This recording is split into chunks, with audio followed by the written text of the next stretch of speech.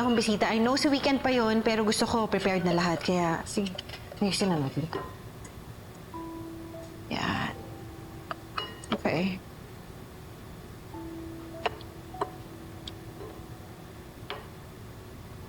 Bel, andito ka na pala. Halika, tulungan mo kaming gumawa ng fruit salad.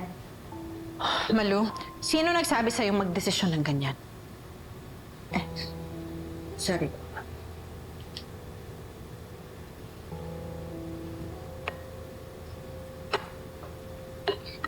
Mommy, I'm really sorry. No. Walang kapatawaran yung ginawa mo.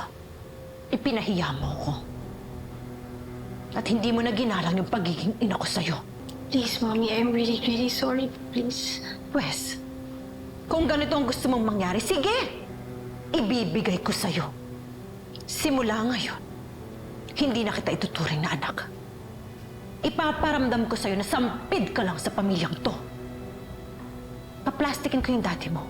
Pero ikaw, wala na akong amor sa'yo. Alam mo, kung pwede nga lang na ibalik kita sa mga totoo mong magulang, ginawa ko na. Buwisit ka! Umalis ka na nga dito!